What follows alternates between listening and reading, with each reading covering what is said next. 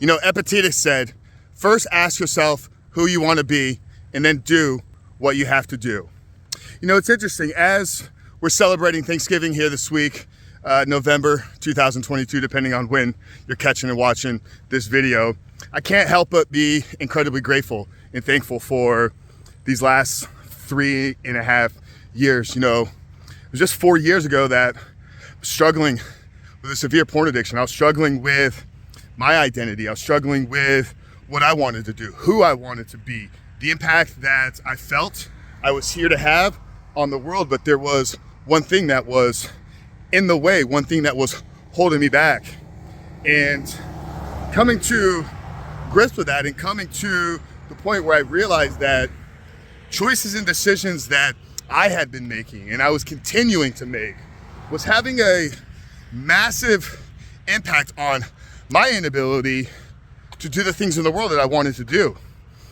It's the summer of 2018. I remember it so vividly. I woke up one morning and using the Phoenix Journal, which is a journal that we recommend all the guys in our program pick up because it lays out almost the process for how we create a vision for our life. It lays out the process that we use for gratitude. It lays out the process of how we like to structure our day.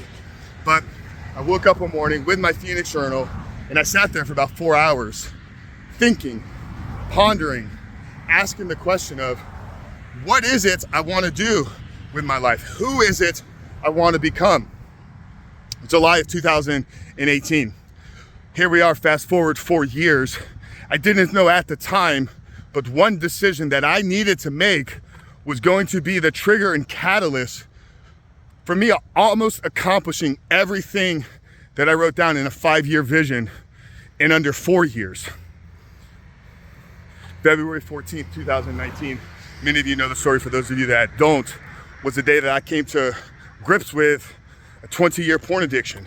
It's the day that I made the choice, ultimately, to stop this once and for all.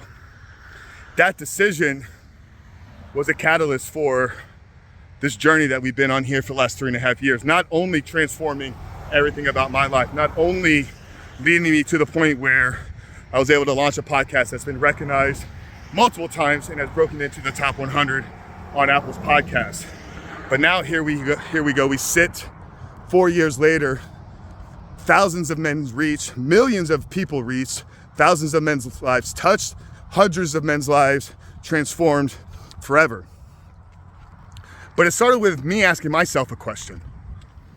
Who do I want to be? What do I want to do? What can I do? And what am I currently doing that's in my way, that's keeping me from accomplishing the things that I want to do? On average right now this week, I probably speak to 40 to 50 men directly, whether it's through DM, whether it's through email, text conversations, or on our consultation calls that we offer. The first question I ask most men is, what are you doing to try to quit porn? These guys reach out, Frank, I'm trying to quit pornography. I'm trying to get this addiction. I'm trying to get this habit. I'm trying to get this behavior out of my life. First question, what is it that you're doing to create the life without porn?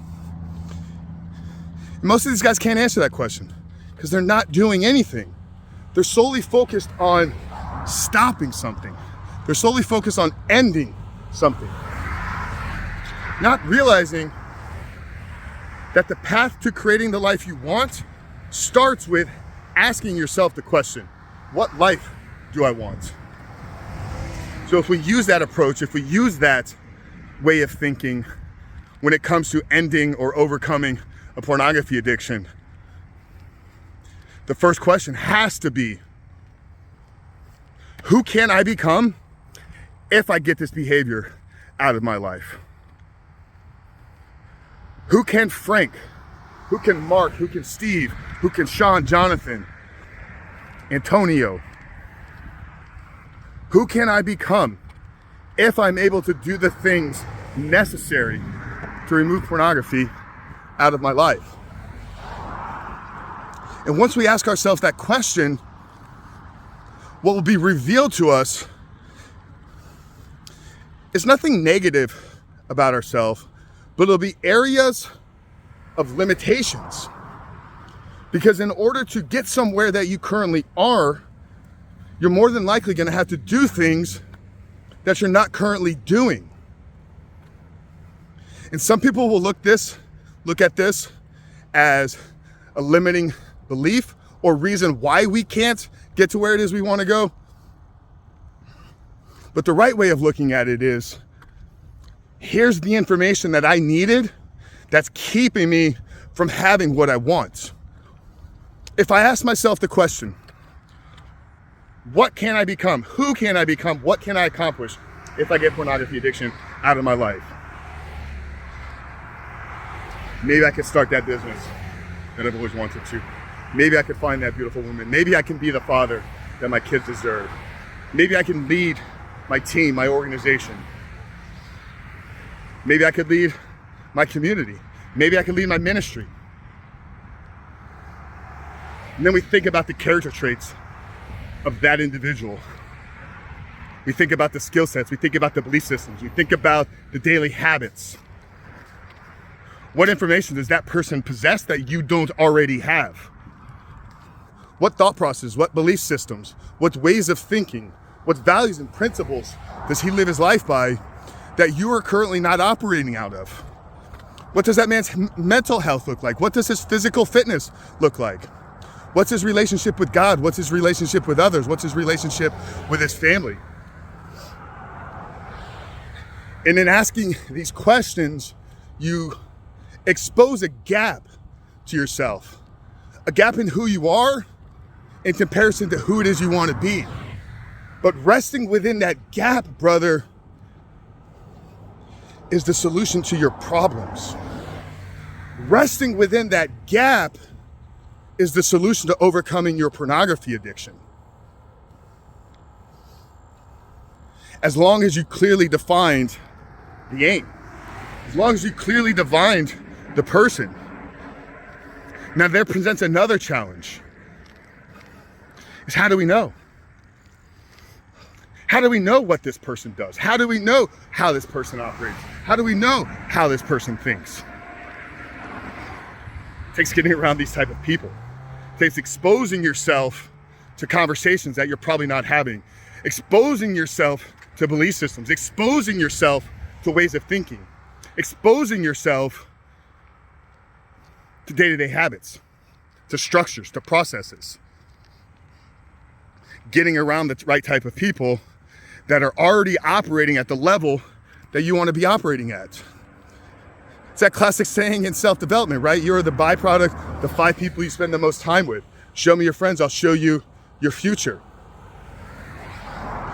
Well, if you define the future, then you know where to find the people. We talked about it at the beginning, right? Over the last 4 years, we've been able to help hundreds, reach thousands, reach millions, impact thousands, but ultimately work in a one-on-one capacity with hundreds of men.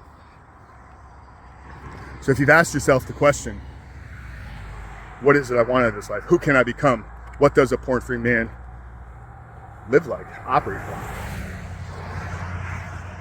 And now you're seeking the right type of people. What I want to do is extend an invitation to you. Underneath this video, somewhere in the description box, or maybe you're watching it on YouTube, you'll find a link to an application. For the last 12 months consecutively, I put together once per month a fellowship, a group, a brotherhood of men, all committed to a unifying goal, all committed to getting around the right type of men, all committed to doing what it takes to become the men that they want to become. And if you're interested in finding out more about this, click the link, fill out the application, and I'll see you on the other side. But ultimately, brother, at the end of the day, wherever you are in your journey, whatever it is you're struggling with, whatever it is you're going through, however long it is you've been struggling with this, and however fed up you are with ending it, start by asking one simple question. Who do I have the ability of becoming if I'm committed to doing what's necessary to overcoming this addiction.